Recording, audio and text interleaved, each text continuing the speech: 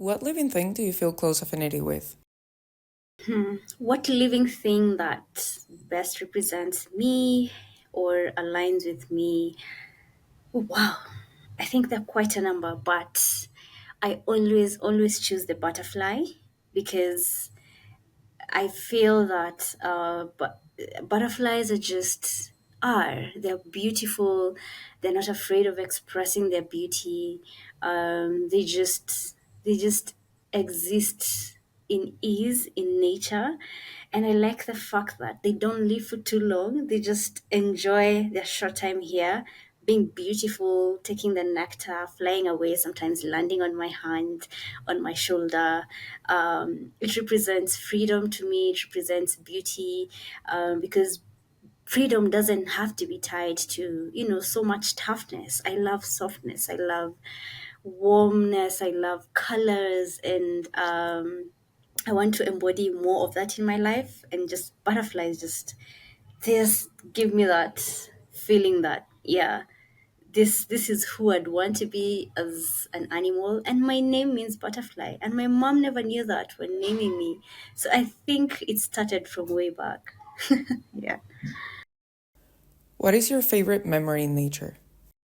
There are quite a number, but this is still etched in my mind. We took a trip with my girlfriends to Chalbi Desert, so that's northern Kenya. And the thing about the northern side of Kenya is there's so much stereotyping around it. There's so much negative news around it, of bandits, and sometimes, yeah, it's there, but it's been really, really sold to the media that we are so scared of it. But then that was back in 2021 during COVID. There was so much restrictions. Life was just always in the house. And then the ban was removed, and we were just, guys, we need to travel. So we went to northern Kenya. And let me tell you, I think I can't even explain the feeling that I felt. I felt like I felt God. I don't know how to explain it, especially when we were driving away from Lake Turkana, the blues of the lake and the contrasting desert, like the brown and the blue, and the shimmering of the water. It was so transcendent. It's still etched in my mind. In fact, in the tour car, everybody went silent. Some guys just started crying. Like it was so, I don't know how to put it in words, but it was so beautiful.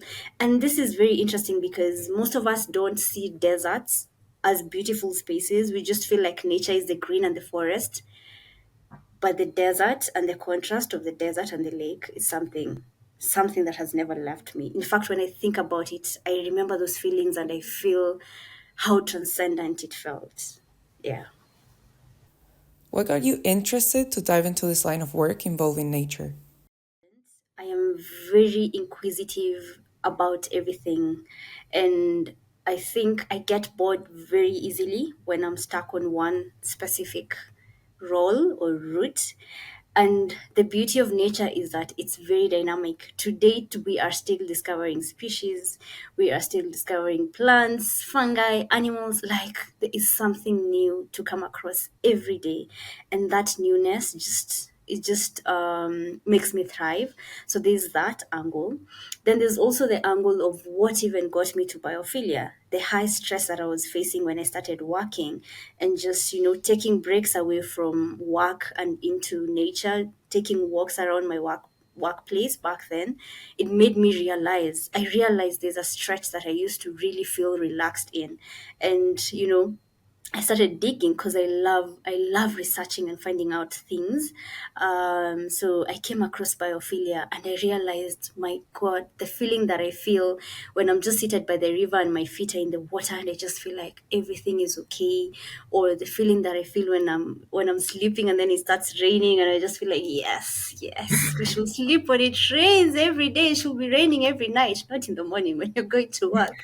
Like I started seeing the science behind it, the researches behind it, the brain information of what's happening and why you're feeling like this, and why we're so connected to nature, and why it's so common to almost every one of us. So, realizing there's a science that backs up these feelings, and also realizing that getting into this life is going to make my life dynamic. Yeah, that just I just dove right into it because it gives me peace, it gives me happiness, it gives me like I'm learning new things, and I love learning new things. I hate dormancy. So yeah, so I could say that. What is biophilia? Biophilia is our inborn love for nature. When you look at most of us, actually, this is just the reality for every one of us. When you look at our ancestors, they evolved in the natural world. They lived in the caves, they lived in the savannah, they lived outside. And after because of that evolution in nature, where they acquired emotions responses in regards to nature. They knew how to seek prospect and refuge. They knew where to stay, the angles to stay at, so that you can see danger coming or food but still be protected.